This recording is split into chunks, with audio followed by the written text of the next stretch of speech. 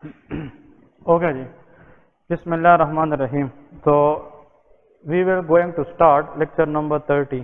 ठीक है जी।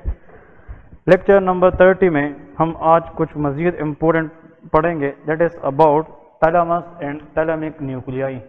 ठीक है जी, thalamus and its important nuclei. What is nuclei? Nuclei are the group of cell bodies. असल में थैलेमस है क्या चीज़? Thalamus is nothing but it is the cluster of different group of cell bodies of many neuron. ये thalamus है। Thalamus मुख्तलिफ neuron की cell bodies की कम्बिनेशन से बना है। ठीक है जी। ब्रेन के जनाब अगर हम पार्ट्स को देखें तो how many parts of the brain we have? 3। तो देखिए यहाँ पे साइड पे अगर हम ब्रेन की पार्ट्स को देखें, फॉर एग्जाम्पल फोर ब्रेन, फिर क्या होता है मिड ब्रेन और आखिर में क्या होता है हाइंड ब्रेन। ठीक है, ये 3 पार्ट्स है। ओके, अगर हम मजीद फर्दर जाकर फोर ब्रेन को देखें, it is further divided into 2 parts. कौन कौन से? टीलन सेपेलॉन और डाइएनसेपेलॉन। तो टीलन सेपेलॉन एंड डाइएनसेपेलॉन, ये फर्दर किसके पार्ट है? फोर ब्रेन के पार्ट है। फोर ब्रेन का जो डाइएनसेपेलॉन पार्ट है, इसके अंदर क्या होता है? थैलेमस होता है। So number 1, what is the location of thalamus? Thalamus is present in the diencephalon part of the forebrain. इसके अंदर डिफरेंट न्यूक्लियाई होती है। देखें, इसका काम ये है कि अगर फॉर एग्जांपल बॉडी से कोई इंफॉर्मेशन ऊपर ब्रेन की तरफ जाती हो तो वो सेंसरी इंफॉर्मेशन होती है। तो वो सबसे पहले ब्रेन के अंदर जो मेन एरिया है, जिसको हम रिले सेंटर भी कहते हैं, वो कहाँ पे एंटर होती है? थैलेमस में। थैलेमस ये देखता है कि ये इंफॉर्मेशन हायर कॉर्टेक्स को कैसे पहुंचानी है और कौन सी इंफॉर्मेशन किन किन कॉर्टेक्स को पहुंचानी है। मेजॉरिटी ऑफ सेंसेशन या sensory fibre they terminate in the thalamus. तो thalamus is the main regulatory or relay center for all sensory information except one, answer is olfaction। अगर थैलेमस डैमेज हो जाए, इसमें मेजॉरिटी सेंसेशन या sensory जनाब function खराब हो जाती है। एक सेंसरी फंक्शन खराब नहीं हो सकती, जिसको क्या कहते हैं? ओल्फैक्शन। जो सेंस ऑफ स्मेल है, उसकी जो फाइबर है वो थैलेमस में एंटर नहीं कर देती। तो थैलेमस के अंदर डिफरेंट न्यूक्लियाई होती है। उन न्यूक्लियाई की डिफरेंट क्या होती है? शाबाश, डिफरेंट इनपुट्स और डिफरेंट आउटपुट होती है, और वो डिफरेंट पाथवेज को क्या करती है? सेंस करती है। तो यहाँ पे हम एक टेबल बनाएंगे, उस टेबल से हम थैलेमस की जो न्यूक्लियाई है और इसकी एमसीक्यूज है वो हल करेंगे। तो यहाँ पे लेके टेबल में न्यूक्लियाई, ठीक है, इसके बाद लेके इनपुट, इसके बाद लेके आउटपुट, और यहाँ पे लेके सेंसेस। एग्जाम में आप लोगों को आएगा कि कौन सा न्यूक्लियाई थैलेमस के अंदर किस सेंसेस को सेंस करती है, उसकी इनपुट क्या है, और फिर उस चीज की आउटपुट भी पूछते हैं कि आउटपुट क्या है। ठीक है, थैलेमस के अंदर एक न्यूक्लियस होता है जिसको हम कहते हैं वेंट्रल पोस्टीरोलेटरल न्यूक्लियस। वेंट्रल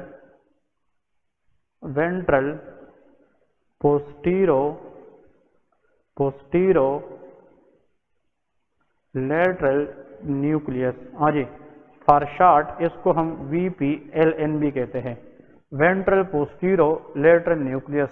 इसके अंदर कौन सी चीज की इनपुट होती है या कौन से फाइबर है जो थैलेमस के अंदर इस न्यूक्लियस में एंटर हो जाते हैं? तो देखें, बहुत आसान कंसेप्ट सुन ले। For example this is a fore brain, ये फोर ब्रेन है। फोर ब्रेन के नीचे क्या होता है? Mid brain. This is mid brain. Mid brain के साथ जुड़ा हुआ कौन सा एरिया है?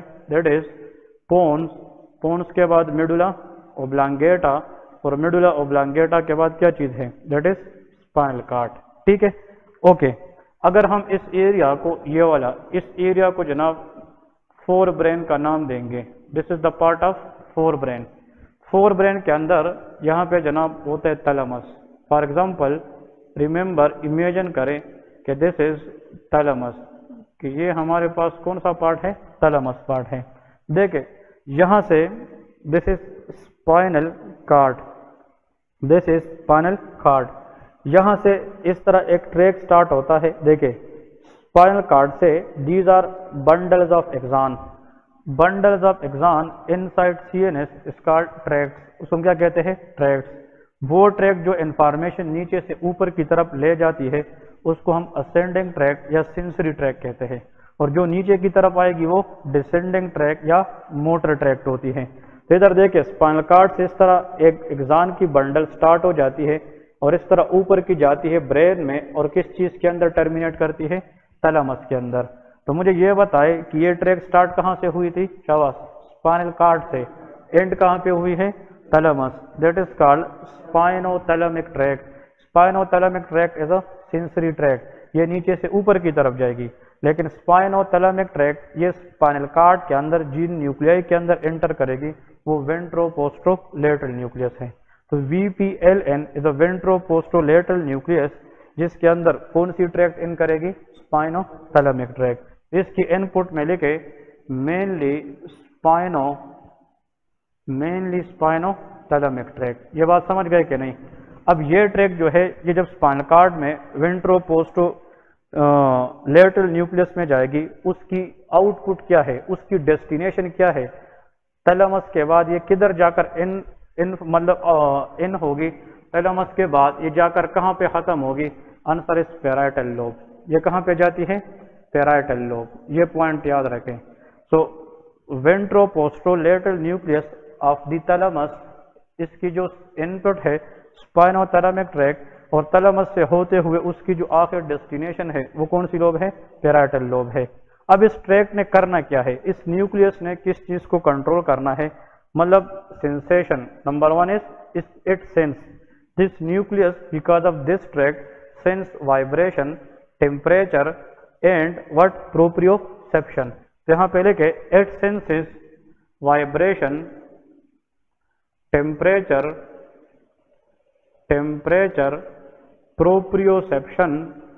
प्रोप्रियोसेप्शन और क्या चीज? लाइट टच या फाइन टच इसमें आता है।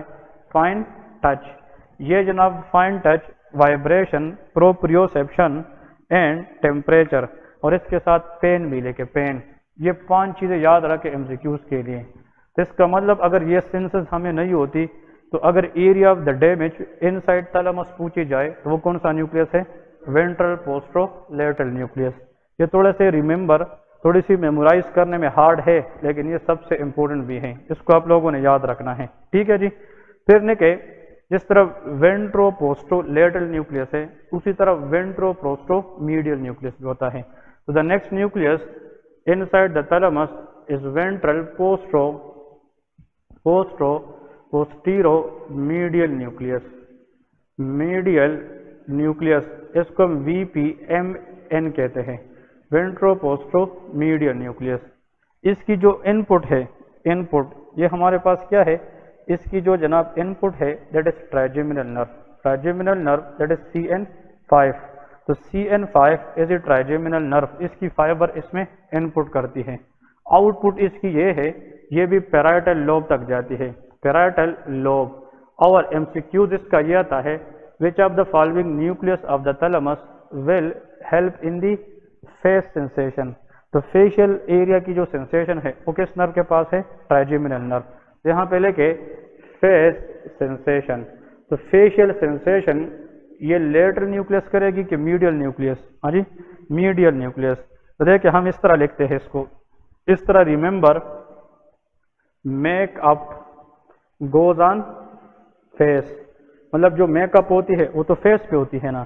सो makeup for which nucleus? Medial, it will goes on face sensation. Clear है? तो वेंट्रोपोस्टरोमीडियल न्यूक्लियस। और ये जो पेन, टेम्परेचर वगैरह है ये L है, लेटरल मीन ये लिम्स वगैरह, अपर लिम एंड लोअर लिम के एरिया से। लेकिन फेस की जो सेंसेशन है वो किस न्यूक्लियस के पास है? मीडियल न्यूक्लियस के पास है। इसके बाद जो 2 न्यूक्लियस है ना वो सबसे इंपोर्टेंट है, वो आप लोगों को याद रहनी चाहिए। One is lateral geniculate nucleus. Lateral geniculate nucleus, इसको MCQs लेके लेटरल जेनिकुलेट न्यूक्लियस। इसकी जो इनपुट है that is cranial nerve number 2। इसकी क्रेनियल नर्व नंबर 2 है। इसका मतलब ये है कि ऑप्टिक नर्व, इसकी जो फाइबर है ये थैलेमस के किस पार्ट में जाते हैं? Lateral geniculate nucleus. और ये कहाँ पे पहुंच जाते हैं, देखें ये जहाँ पे पहुंच जाते हैं इसको कहते हैं कैल्क्राइन सल्कस। ये भी याद रखें, कैल्क्राइन सल्कस ये किस लोब के अंदर मौजूद है? आंसर इज ऑक्सीपिटल लोब, ये ऑक्सीपिटल लोब में है। इधर सुन ले, what is this nerve? Optic nerve. जो ऑप्टिक नर्व है जो विजन लेके जाती है, विजुअल पाथवे जिसको कहते हैं, वो ऑप्टिक ट्रैक की शक्ल में कहाँ पे पहुंच जाती है? Lateral geniculate. और यहाँ से ऊपर निकल कर किस लोब में जाती है? ऑक्सीपिटल लोब की कैल्क्राइन सल्कस में।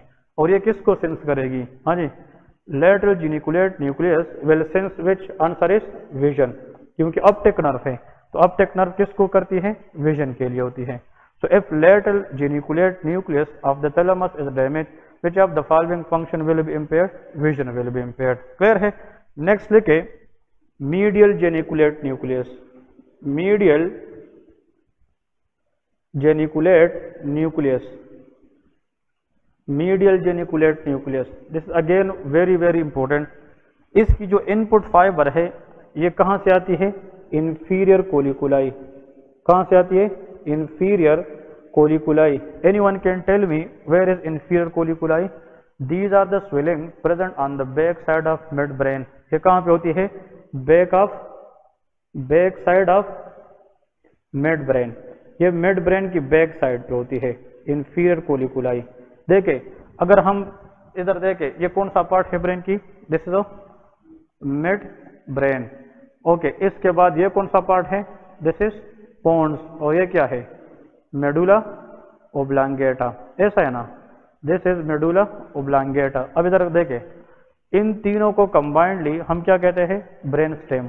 मिड ब्रेन को अगर हम फ्रंट से देखे हमें कोलिकुलाई नजर नहीं आते, लेकिन अगर हम मिड ब्रेन को बैक से देखे अगर इस एरिया को मैं मैग्नीफाई करूँ, इधर इस एरिया को मैं इस तरह मैग्नीफाई करूँ, ये मैंने ये वाला एरिया लिया है, ये वाला ऊपर मतलब नीचे, ये मैंने बैक साइड पे किया है, तो उसकी बैक साइड पे हमें कितनी स्वेलिंग मिलती है? 4। सो देयर आर 4 स्वेलिंग या 4 swelling on the back side of mid brain. इस ऊपर दोनों को हम क्या कहते हैं? सुपीरियर कोलिकुलाई, एक को कोलिकुलस कहते हैं। तो दोनों को क्या कहेंगे? कोलिकुलाई। और जो नीचे 2 है उसको क्या कहेंगे? इंफीरियर कोलिकुलाई। समझ गए ना? इंफीरियर। इस इंफीरियर कोलिकुलाई के अंदर याद रखें, इसके जो फाइबर है ये ऊपर मिड ब्रेन से ऊपर किस में जाएगी? थैलेमस। और थैलेमस के अंदर ये किस न्यूक्लियस में जाकर एंड करेगी? Medial geniculate nucleus. तो whatever the fibre that is goes from the inferior colliculi on the back side of midbrain, it will reach to the medial geniculate nucleus. और ये thalamus के बाद फिर किधर जाएगी? Auditory cortex of temporal lobe. इसकी जो output है auditory cortex of temporal lobe. ठीक है, ऑडिटरी कॉर्टेक्स ऑफ टेम्पोरल। तो इससे क्या पता चला कि these fibre help in the auditory system. तो ये विजुअल है कि हेयरिंग के लिए है? हेयरिंग। तो ये ऑडिटरी पाथवे है दैट इज फॉर हेयरिंग। ये एमसीक्यूज याद रखें। वैसे अगर एमसीक्यूज आपसे डायरेक्ट कोई पूछे, सुपीरियर कोलिकुलाई किसके लिए यूज होते हैं? विजन के लिए। इंफीरियर कोलिकुलाई हेयरिंग के लिए। तो जो सुपीरियर कोलिकुलाई है वो तो विजन के लिए है, तो आईज ऊपर आते हैं ना, इसके नीचे क्या है? ईयर्स है। तो इंफीरियर कोलिकुलाई हेयरिंग के लिए होते हैं।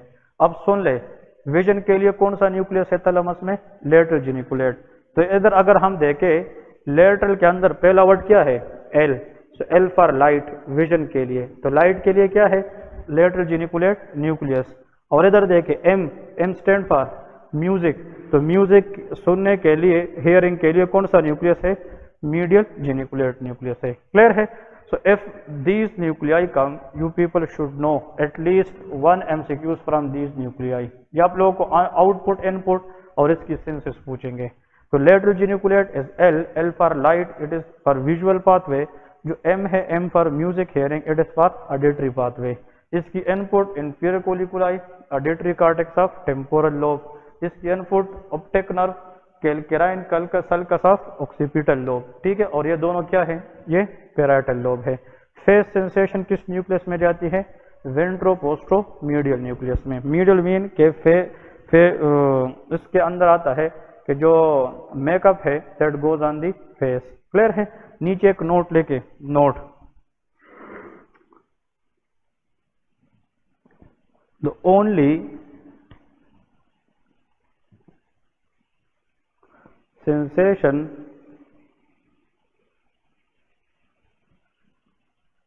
that is not end in the thalamus. हाँ जी, क्या है? द ओनली सेंसेशन जो थैलेमस में जाकर एंड नहीं करेगी, आंसर इज ओल्फैक्शन, मतलब सेंस ऑफ ओल्फैक्शन। तो अगर एग्जाम में आ जाए कि if there is damage to the thalamus badly all senses will be lost except, answer is olfaction, क्योंकि जो ओल्फैक्शन है, ओल्फैक्टरी नर्व है, ये थैलेमस के अंदर जाकर एंड नहीं करेगी। तो अगर थैलेमस डैमेज हो भी जाए और इससे सारी सेंसेस चली भी जाती है तो all sensation will be gone except sense of smell because olfactory nerve can not reach it into the thalamus. ये बहुत इंपॉर्टेंट पॉइंट है, इसको याद रखना है। क्लियर है? ओके जी, तो थैलेमस की ये न्यूक्लियस जहन में रखते हुए जनाब नेक्स्ट इंपॉर्टेंट टॉपिक की तरफ जाएंगे। ये क्लियर है कि नहीं? लेकिन आप लोगों ने इसको रिवाइज करना है और एग्जाम तक ये टेबल बार बार देखने हैं, क्योंकि इस टेबल के अंदर जहां पे आप लोगों को पॉइंट्स बताए हैं दे विल बी इंशाल्लाह हेल्पफुल द एग्जाम। लिखे a patient presented with case लिखे a patient presented with headache, fever, patient presented with headache, fever, vomiting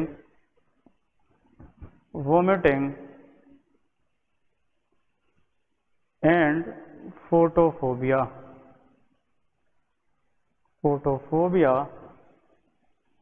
diagnosed for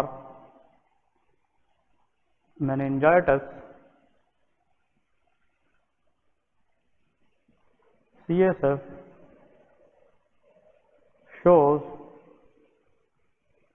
Cryptococcus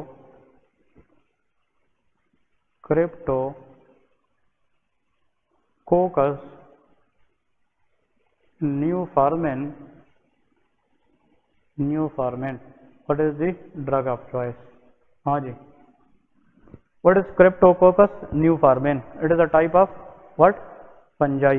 ये फंजाई है। इसका मतलब ये इनडायरेक्टली आप लोगों से पूछा गया है कि अगर पेशेंट को जनाब फंगल मेनिंजाइटिस हो तो फंगल मेनिंजाइटिस के अंदर what will be the drug of choice? Answer is amphotericin B. हम इसमें क्या देते हैं? Amphotericin B. तो amphotericin B it is the antifungal of choice for systemic infection. तो सिस्टेमिक फंगल माइकोसिस या क्रिप्टोकोकस न्यूफॉर्मिन मेनिंजाइटिस के अंदर the most effective way for treating meningitis that should be amphotericin B. Amphotericin B के बारे में याद रखें, exam में इसकी मैकेनिज्म ऑफ एक्शन क्या है ये मैंने आप लोगों को बताया था। This drug can create pores in the ergosterol part of the fungus cell membrane. So it make pores in the ergosterol in the cell membrane of fungus and leading to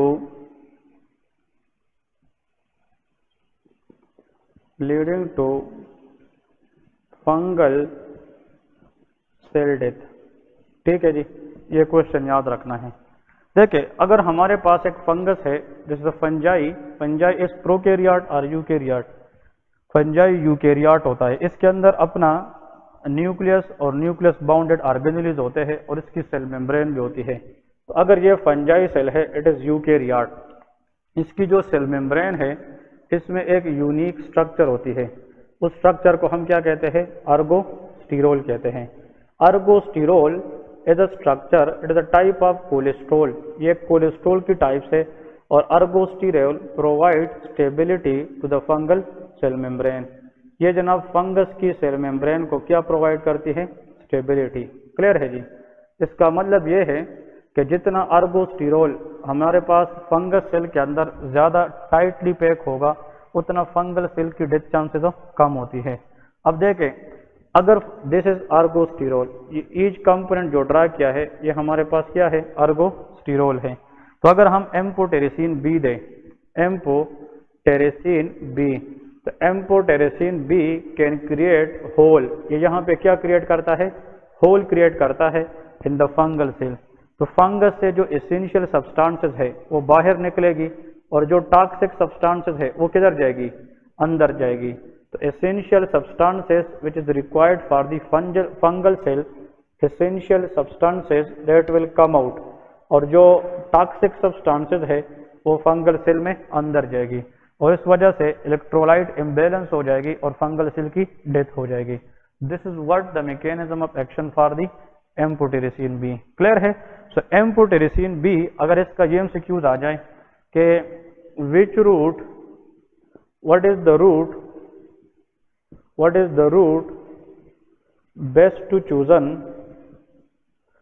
to chosen for amphotericin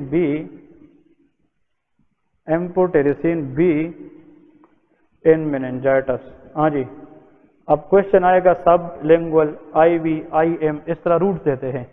अगर किसी को fungal meningitis है और उसमें हम कौन सा drug देना चाहते हैं, amphotericin B, the best route to give this drug is directly into the subarachnoid space.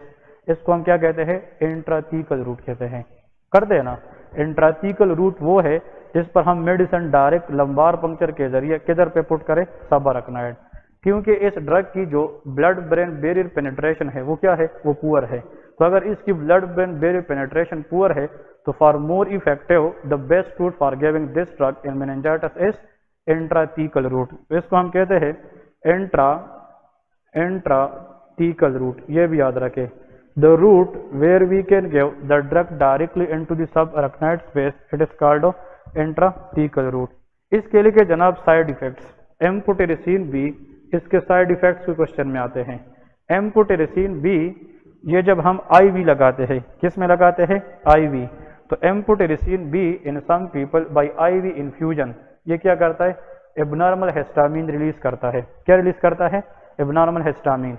और जब हिस्टामिन रिलीज हो जाए, histamine has which receptor in the blood vessel, H1, और जब हिस्टामिन H1 रिसेप्टर पे एक्ट करे it can cause वेजो dilation. तो वेजो dilation की वजह से इंट्रावस्कुलर वॉल्यूम क्या हो जाएगा, कम, तो blood flow to the heart क्या होगा, कम, तो देयर इज हाइपोटेंशन। तो IV infusion of this amphotericin B increase the risk of hypotension.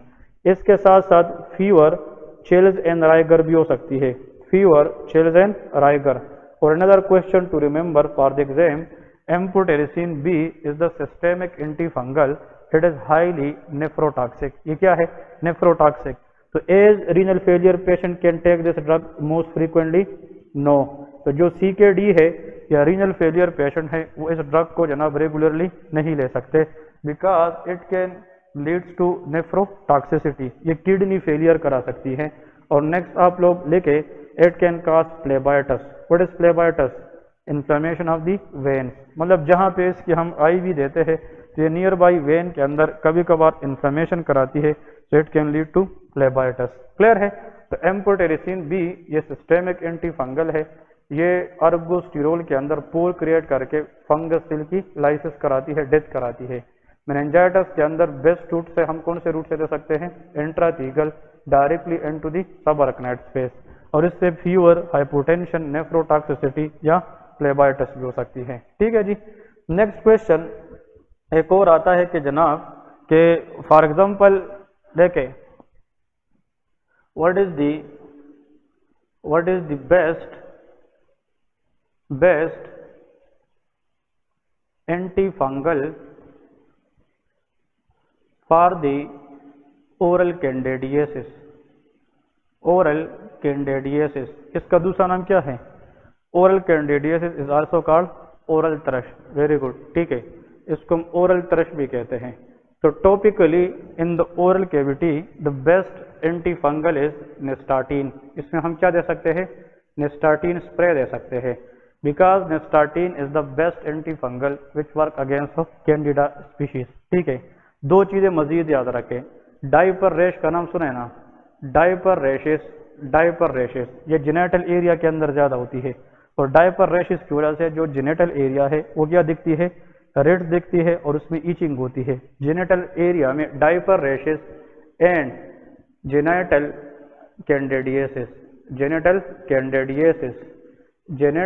Candidiasis, इन दोनों के अंदर again the best drug to use is नेस्टाटीन।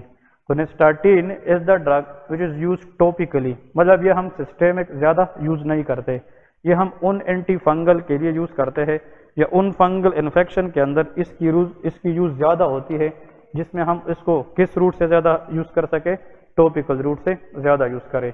क्योंकि नेस्टाटीन जो है, नेस्टाटीन ये हमारे पास ओरली अगर कोई बंदा ले तो उसकी सिस्टेमिक साइड इफेक्ट ज्यादा होती है।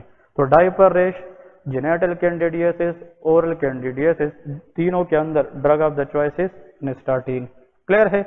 another question they ask के which antifungal used along with amphotericin B especially for the treatment of meningitis। वो तो हमें पता चल गया कि systemic antifungal the best is amphotericin B, लेकिन एम्फोटेरिसिन बी के साथ अगर हम कोई और ड्रग यूज करना चाहे जिससे हम एम्फोटेरिसिन बी को इफेक्ट को क्या कर सके ज्यादा, specially in meningitis, the answer is flucytosine. उसका नाम क्या है? फ्लूसाइटोसिन। तो flucytosine is another antifungal that is adjuvant therapy. Adjuvant का मतलब क्या है? Added therapy. इसका मतलब इसको हम अलोन ज्यादा यूज नहीं करते, it is combined use with which antifungal, amphotericin B. तो ये ड्रग एम्फोटेरिसिन बी के साथ इकट्ठा करके यूज किया जाता है और इससे हम एम्फोटेरिसिन बी को इफेक्ट बढ़ा सकते हैं। इसकी मैकेनिज्म ऑफ एक्शन अगर आ जाए कि how this flucytosine work, it inhibit the DNA and RNA of fungal cell, DNA and RNA of fungal cell. तो अगर हम आरएनए को बनाने ना दे या डीएनए को, तो can the fungal cell survive? No, it will die. इसलिए flucytosine is the best drug which we can use specially in the treatment of meningitis along with amphotericin B. लेकिन सिर्फ एक चीज आप लोगों ने याद रखनी है, इस ड्रग का एक बहुत सीरियस साइड इफेक्ट है, flucytosine increase the risk for bone marrow suppression. ये क्या करा सकता है? Bone marrow suppression. ऐसा मजीद एक एंटीबायोटिक का नाम ले जो बोन मेरो सप्रेशन करा सकता है। अरे कौन सा एंटीबायोटिक है जो बोन मेरो सप्रेशन कराता है? और वो antibiotic initially was used for the treatment of typhoid fever also, that was chloramphenicol. वो कौन सा ड्रग है? क्लोरामपेनिकॉल। बच्चों में क्या कराता है? Grey baby syndrome. ठीक है, chloramphenicol is a drug, it can leads to what? Chloramphenicol it can leads to grey baby syndrome in children, और क्लोरामपेनिकॉल जो है ये बोन मेरो सप्रेशन। लेकिन flucytosine is antifungal use along with amphotericin B for meningitis cases and it also can lead to bone marrow suppression. ठीक है जी, okay. ये जो antifungal के अंदर जितने भी एमसीक्यूज आते हैं मैं आप लोगों को वही सारे समझा रहा हूँ, क्योंकि यहाँ से आप लोगों को 2-3 एमसीक्यूज जरूर इंशाल्लाह हेल्प देंगे। ठीक है, तो अभी तक हमने कौन से ड्रग्स पढ़े? सिस्टेमिक एंटीफंगल में एम्फोटेरिसिन बी, उसका काम है अर्गोस्टिरोल में पोर बनाना। अगर डायपर रैशेस आ जाए, जेनेटल इन्फेक्शन आ जाए, तो उसमें हम क्या देते हैं? आंसर इज हाँ जी, उसमें हम क्या देंगे? यस, उसमें हम नेस्टाटीन देंगे। ठीक है, और अगर फॉर एग्जांपल हमारे पास आ जाए कि मेनिंजाइटिस केस में एडजुविंग थेरापी के जरिए साइनर्जिस्टिकली एम्फोटेरिसिन बी के साथ कौन सा drug they they? Answer is that is flucytosine. वो फ्लूसाइटोसिन है। ठीक है जी, ओके। अब नेक्स्ट आते हैं कि अगर डर्मेटोफाइट इन्फेक्शन हो जाए, dermatophyte is a tinea infection. Tinea infection, इसके 2 एमसीक्यूज आते हैं। देखें कि which antifungal, which agent is usually best for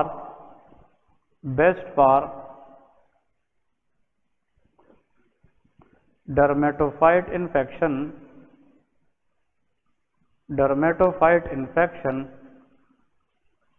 of nail, ये याद रखें। अगर फॉर एग्जांपल नाखून में डर्मेटोफाइट क्या है, ये टीनिया इन्फेक्शन है, रिंगवॉर्म जिसको कहते हैं। इसके 3 स्पीशी है, एपिडर्मेपाइटोन, ट्राइकोपाइटोन, ठीक है, और माइक्रोस्पोरम, ये अलग चीजें हैं, ठीक है। वो हम आगे इसके मजीद कुछ माइक्रो भी पढ़ेंगे। तो वो कौन सी एजेंट है जो हम बेस्ट यूज करते हैं अगर इन्फेक्शन किसने कराई हो, डर्मेटोफाइट टू दी नेल। तो नेल के ऊपर जो एंटी फंगल हम लगाएंगे, ये टॉपिकल होगी कि ओरल, ये टॉपिकल है, एंड दैट इज टर्बेनाफिन। ये कौन सा ड्रग है, टर्बेनाफिन। तो terbinafine is another antifungal, terbinafine it is another antifungal that is most commonly best used in dermatophyte infection of the nail। लेकिन another question will ask in the exam, जो confusion वाला है वो ये है, the best oral antifungal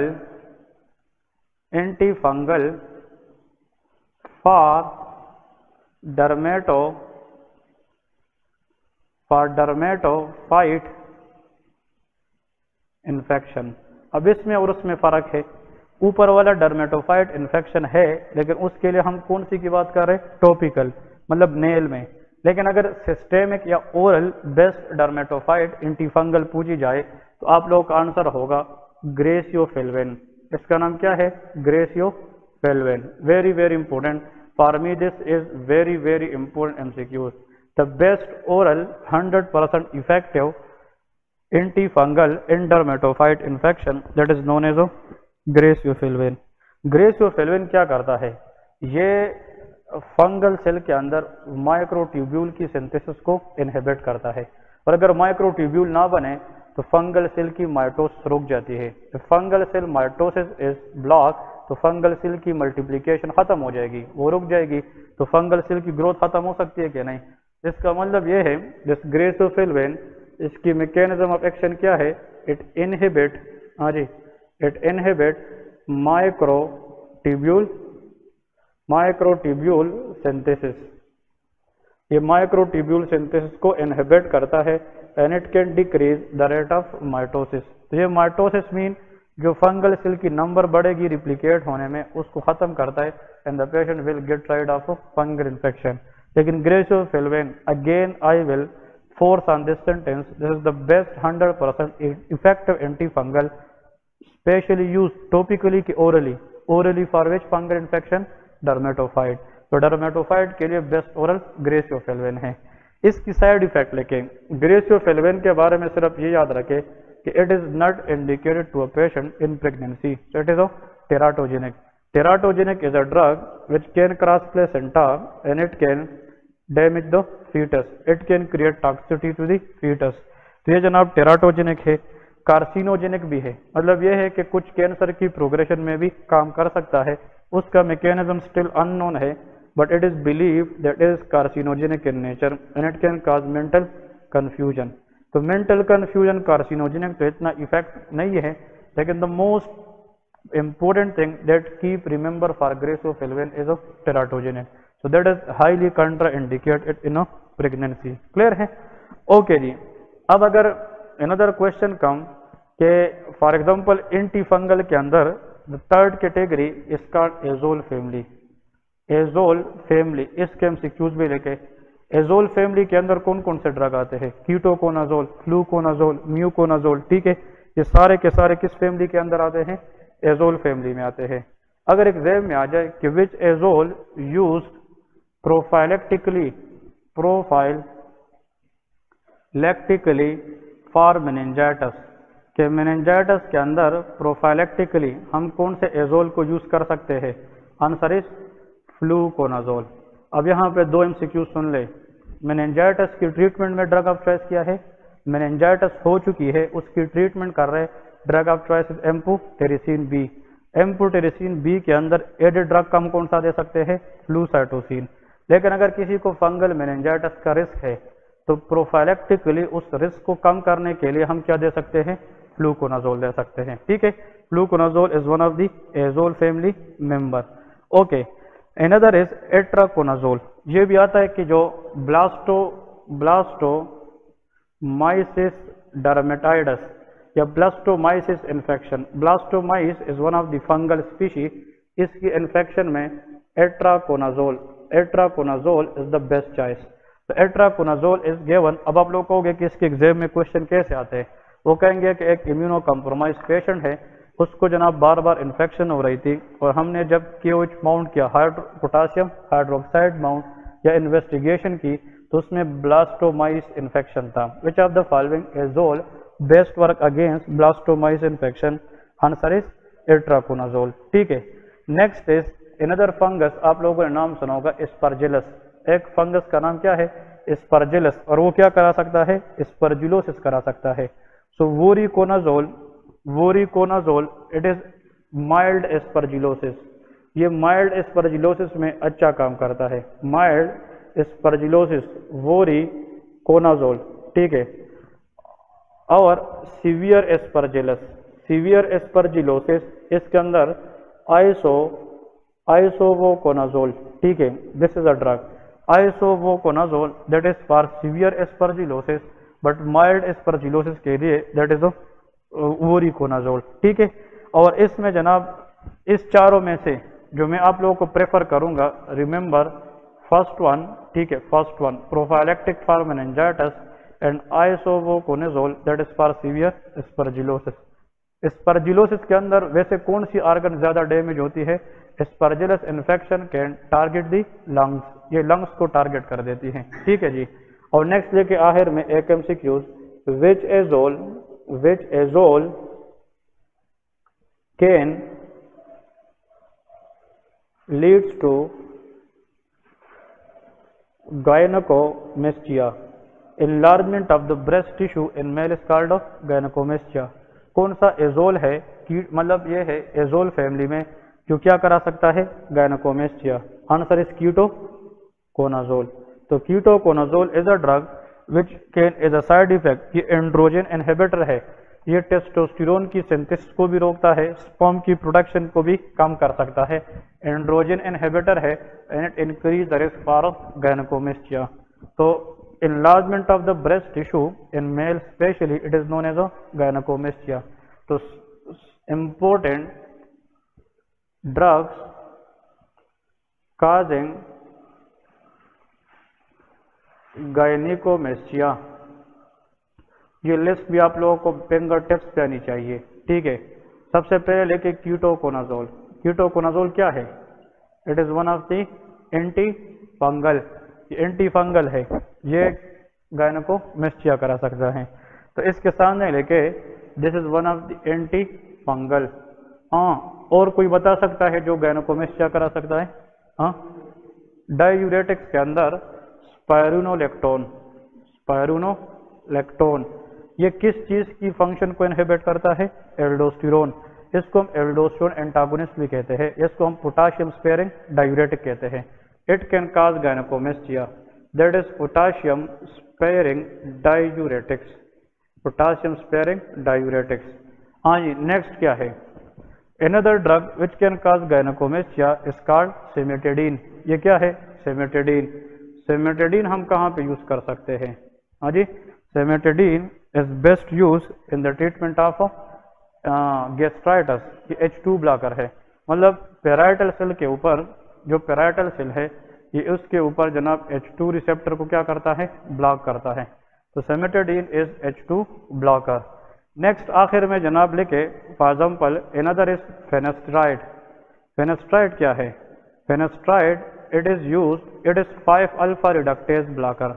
5 alpha reductase blocker है और finasteride is use for the treatment of baldness. ये एलोपेशिया के अंदर यूज होता है, मतलब ये है मिनोक्सिडिल शैम्पू या मिनोक्सिडिल स्प्रे के नाम से ये फेनेस्ट्राइड आता है। So finasteride it can use for the alopecia and baldness. Clear है? तो ये जनाब कुछ ड्रग्स है, importantly you people should focus on this कि these drug can increase the risk of gynaecomastia. Clear है? ओके। अब हम इसको थोड़ा सा समराइज करते हैं ताकि एग्जाम के दिन ये चीज आप लोगों को आसान हो जाए। At the end of the day you people at least can do some important quick MCQs। देखें, what is the structure which can keep the fungal cell life, वो कौन सा स्ट्रक्चर है जो फंगल सेल को क्या प्रोवाइड करती है, स्टेबिलिटी। आंसर इज अर्गोस्टिरोल, वो अर्गोस्टिरोल है। देखे अर्गोस्टिरोल जब बनता है ना, अर्गोस्टिरोल सुन ले, स्क्वेलिन होता है, squalene, squalene in the fungal cell converted into squalene epoxide, ये किस में कन्वर्ट होता है, squalene epoxide. Squalene epoxide is later converted into lanosterol, ये किस में कन्वर्ट होगा, लेनोस्टिरोल, और लेनोस्टिरोल बाद में कन्वर्ट होता है अर्गोस्टिरोल में। ठीक है, ये दो चीजें याद रखें। This is called the synthesis of ergosterol, और ये अर्गोस्टिरोल बाद में क्या करता है, provide stability to the membrane of fungal cell, ये फंगल सेल की मेम्ब्रेन को क्या प्रोवाइड करती है, स्टेबिलिटी प्रोवाइड करती है। So this is how fungal cell can produce their own ergosterol. अब ये सेल मेम्ब्रेन को इस तरह, ये सेल मेम्ब्रेन है फंगल सेल, ये बनती जाएगी और इसकी स्टेबिलिटी मेंटेन होगी। फंगल सेल को सेल के अंदर क्या चाहिए, सर्वाइव करने के लिए डीएनए चाहिए कि नहीं, और फंगल सेल को सर्वाइव करने के लिए क्या चाहिए, आरएनए भी चाहिए। And within the fungal cell for mitotic activity the fungal cell also required what, microtubule, ये भी चाहिए। क्लियर है। अब इधर देखें, अगर हम इस बने हुए अर्गोस्टिरोल में, सुन ले, इस बने हुए अर्गोस्टिरोल में क्रिएट करें किस चीज को, पोर्स को, इसमें हम होल क्रिएट करें तो एसेंशियल सब्सटेंसेस फंगस से बाहर आएगी, टॉक्सिक सब्सटेंसेस फंगल सेल को अंदर जाएगी। तो इसको टारगेट करना ये किस ड्रग का काम है, एम्फोटेरेसिन बी। तो एम्फोटेरेसिन बी का जो मैकेनिज्म ऑफ एक्शन है, इट कैन क्रिएट होल और pores in the previously form ergosterol. तो अर्गोस्टिरोल की सिंथेसिस का काम रोकता है कि बने हुए अर्गोस्टिरोल को खराब करता है। हाँ जी, ये बने हुए अर्गोस्टिरोल को खराब कर देता है। ठीक है जी। नेक्स्ट पॉइंट ये याद रखें, अगर हम ऐसा ड्रग दे कि यहाँ पे इधर देखे 14 alpha demethylase, what is this, 14 alpha demethylase, ये भी क्वेश्चन है। 14 alpha demethylase, it is the enzyme which convert lanosterol into ergosterol. अगर हम ऐसे ड्रग दे जिससे हम इस एंजाइम को क्या करें, माइनस मीन इनहिबिट करें, तो अर्गोस्टिरोल बनेगा, नहीं बनेगा, तो फंगल सेल सर्वाइव नहीं करेगा। This is the mechanism of action of all azole family, चाहे कीटोकोनाजोल हो, आइसोकोनाजोल हो, फ्लूकोनाजोल हो, उन सब का काम यह है कि ये 14 अल्फा डीमिथाइलेज को क्या करते हैं, inhibit, and they can not allowed to convert lanosterol into the ergosterol. Clear है, ये पॉइंट भी याद रखना है। ओके, अब यहाँ पे अगर हम स्क्वेलिन को किस में कन्वर्ट करें, squalene epoxidase is the enzyme, कि squalene epoxidase it convert squalene into squalene epoxide. तो अगर हम कोई ड्रग दे और वो यहाँ पे आकर काम करे, हाँ जी यहाँ पे, तो can this hole synthesis will occur, no, इसको ब्लॉक करने का काम क्या है, that is a terbinafine. So terbinafine is a drug which can block squalene epoxidase. Clear है। तो देखिए, पहले स्टेप को ब्लॉक करना टर्बेनाफिन का काम है, लास्ट स्टेप को ब्लॉक करना एजोल का काम है, और बने हुए अर्गोस्टिरोल को डिस्टर्ब करना एम्फोटेरेसिन बी का काम है। और ऐसा ड्रग, हाँ जी, जो किसको खत्म करे, डीएनए आरएनए को खत्म करे, ये फ्लूसाइटोसिन है। ये कौन सा ड्रग है, flucytosine. What is the dangerous side effect, it can cause bone marrow suppression. और ये किसके साथ एडेड ड्रग की तौर पे हम देते हैं, amphotericin B for the treatment of meningitis. और अगर ऐसा ड्रग जो किसको ब्लॉक करे, माइक्रोट्यूब्यूल, तो माइक्रोट्यूब्यूल ब्लॉक करने से क्या होगा, there will be no mitosis, the drug is griseofulvin. इसके अंदर कौन सा ड्रग है, griseofulvin. What is the use of griseofulvin, that only one use that should be asked in the exam. This is the best 100% effective oral antifungal in the treatment of dermatophytes. तो dermatophyte infection में the oral most effective antifungal way of treatment that is known as a graciofilvin. तो देखिए, अगर आप लोग इस चीज को जहन में रखें, this will help you a lot in the exam question. Clear है? Okay. अब आखिर में 2-3 MCQs है, उसको हम जल्दी क्विकली देखते हैं। ठीक है, देखिए ये भी जनाब यहाँ पे इसके साथ एक छोटी सी MCQ, ये खत्म हो गए एंटीफंगल। क्लियर हुआ कि नहीं, ये डिफरेंट जनाब फंगाज के ड्रग्स थे। ओके, द स्ट्रक्चर, ये MCQ देखे, the structure which connect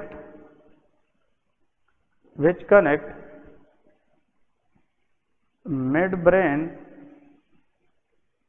to the cerebellum is dash।